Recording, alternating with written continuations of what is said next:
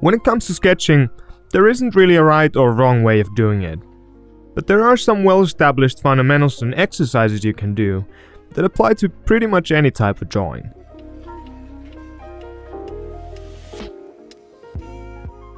Hello and welcome to the first session of our Learn to Draw videos, in which I'll walk you through some tips and techniques about sketching. The aim of these videos is to give you a basic knowledge and foundation of sketching, so you can start practicing and improving your drawing and visual communication skills. A common misconception is that drawing is just a talent you're born with, and if not, you might as well forget it. The reality is that if you can write letters by hand, you already have the sufficient motor skills to draw. Drawing is a learned skill, much like math, sports, or playing a musical instrument, and mastering it comes straight down to the amount of practice and work you put into it. As someone who has a background in industrial design, the topics and examples I'll discuss here will be mostly design related. But as I already mentioned, the same principles can be applied to basically any type of sketching.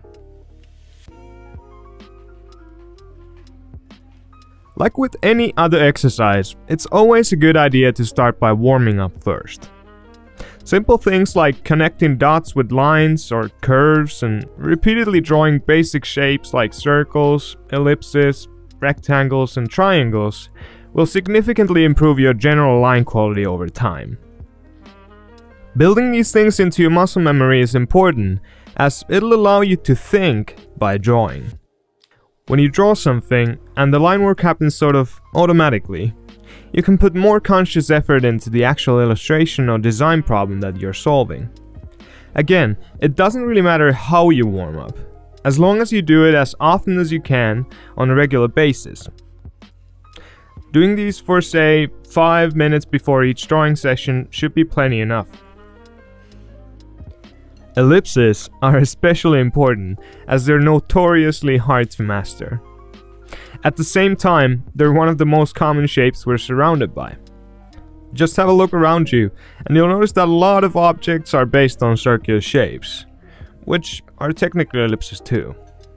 Coffee mugs, headphones, bottles, bicycles, a roll of tape, all of them are built by making use of circular shapes, and those circular shapes always appear as perfect ellipses when looked at from an angle. As you progress, you'll eventually learn that basically any form can be drawn by combining these basic shapes.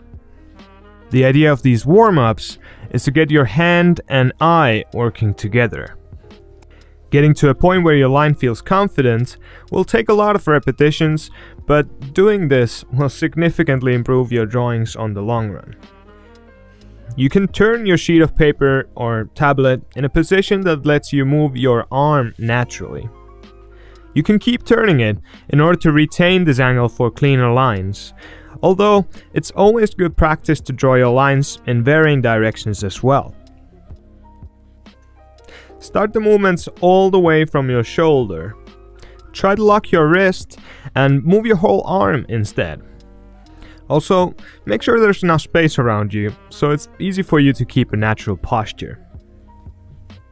It's important to visualize the line before drawing it, so you can even do a few dry runs of the stroke before committing to it. When using a tablet device, I personally like to have a matte screen protector on it, because it allows my hand to slide on the surface, making these broad movements a little easier. Some people even like to use these specially made drawing gloves for this. Drawing by doing broad fluid motions will result in more intentional and confident lines.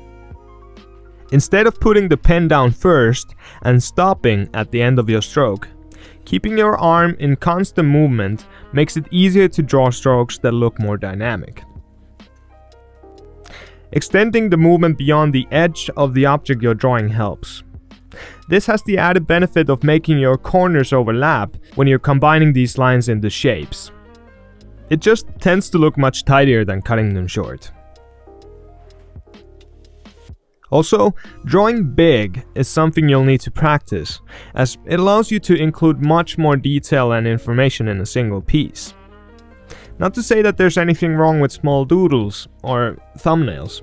They can help you to capture lots of ideas very efficiently.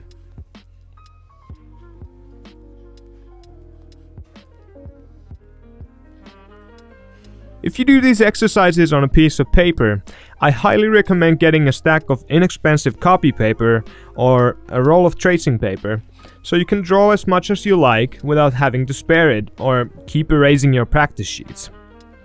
You might want to get a dedicated sketchbook for when you're doing actual drawing studies, so you can store them and reflect on those later to see how you progressed.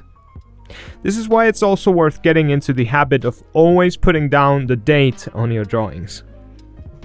Experimenting with different types of pens, markers, pencils and other media is something I highly recommend, so you can discover what you like. And it doesn't have to be fancy in any way. Sometimes it's the cheapest ballpoint you get from a gas station that has the perfect flow. Yeah, good luck replacing that one when it dries out.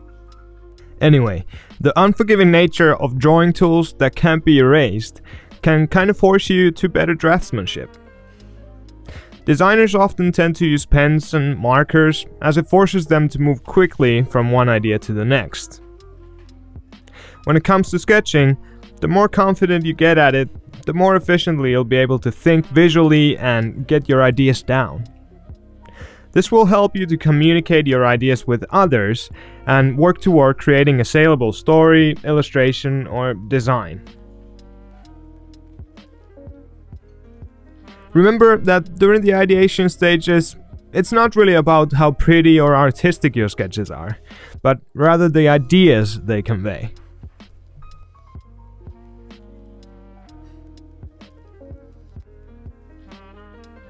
Most contemporary designers have started sketching with traditional media, or analog, and that's probably what they'll suggest beginners to start with as well.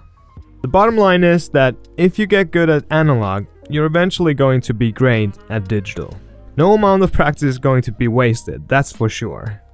Digital medium, along with these mobile devices, allows you to take sketching to the next level and to do it anywhere. And this is a fairly recent progression, as formerly digital sketching was generally considered as something that chains you to the desk of your workspace. Nowadays, drawing tablets are relatively accessible, which makes them a popular choice amongst people in the creative fields. Let's face it, drawing things, whether simple or complex, can be frustrating sometimes. So it's important to train yourself to relax while drawing. Even simple warm-ups should help you to flow and feel confident. If you're too tense, you're probably not going to draw that well. Strive to draw in situations that allow you to enjoy it. Listening to music or podcasts can be a good distraction, or just doodling while laying on the couch with the TV on. Figure out what works for you and make a habit out of it.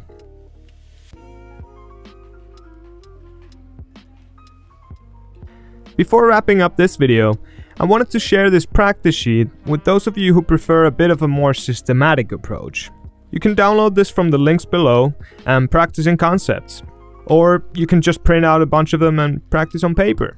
Just download the file on your tablet from the link below, open it in concepts, and you're ready to go. If you're familiar with line smoothing, I'd suggest you set it to 0% for this, and scale the image to a size that feels comfortable. Again, drawing big is something I recommend getting used to. And try not to use the undo button all the time. I know it can be tempting once you've gotten used to it, but you'll notice that you start approaching each individual stroke a bit differently without it. After each exercise, you can create a new layer on top for you to draw on the next time you need to warm up. Eventually you'll end up with several layers of these, and you can easily keep track of your progress. Alright, so if you got any other techniques you like to use to warm up, let me know in the comments, and subscribe to this channel if you haven't already. There's more to come. If you want to make sure not to miss anything, you can hit the bell button below the video to get notified about the next one. And I'll see you there. Bye!